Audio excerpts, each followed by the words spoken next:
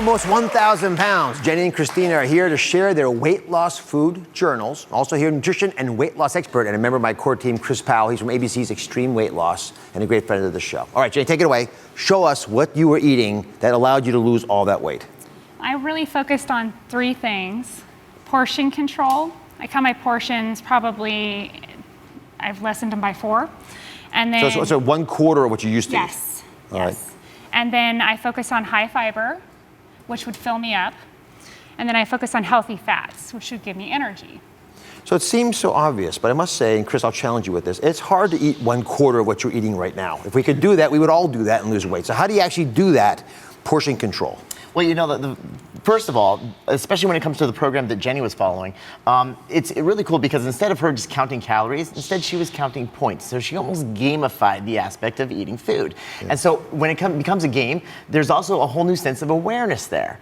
And that is so empowering when it comes to taking control of your body. So that's what really created the whole portion control aspect. And it almost became fun. It became a challenge because she had to simply add up her points and stay within a certain amount.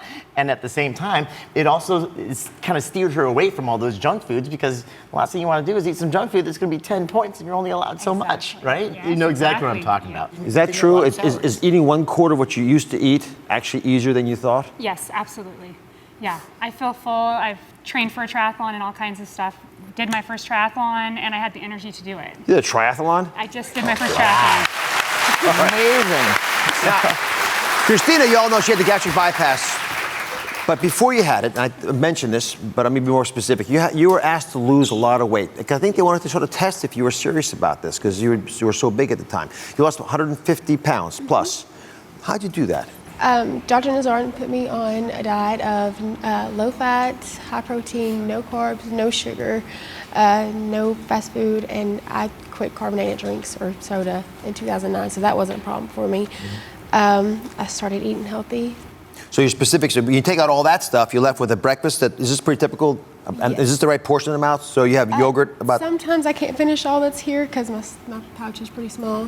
You don't even eat this much? I mean, sometimes I can, sometimes it varies by the day. I have a really picky pouch, so. That picky pouch? That's what I call it, so. So Chris, I mean, obviously this is hard to do, but the first 150 pounds, which I think everyone could probably learn from, yes. But it's also sort of like this. Well, absolutely, and that's, I want to give you kudos, huge kudos here, because by you losing the 154 pounds first, it prepared you mentally and emotionally for not just getting the gastric bypass and losing the weight then, but the maintenance. Because I've worked with a handful of people who have had gastric bypass, and guess what? They reversed it.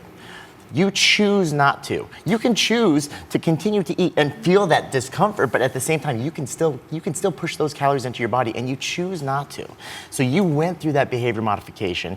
You changed emotionally, and what you've done here is simply you've reduced your portion sizes. I see a lot of protein. I see some healthy fats in there, and very light carbohydrate. But this is perfect, and it's working well for you. Chris, if folks at home to take away one thing from these incredible stories we've heard today, what would it be? It would be, you're worth it. Simple as that.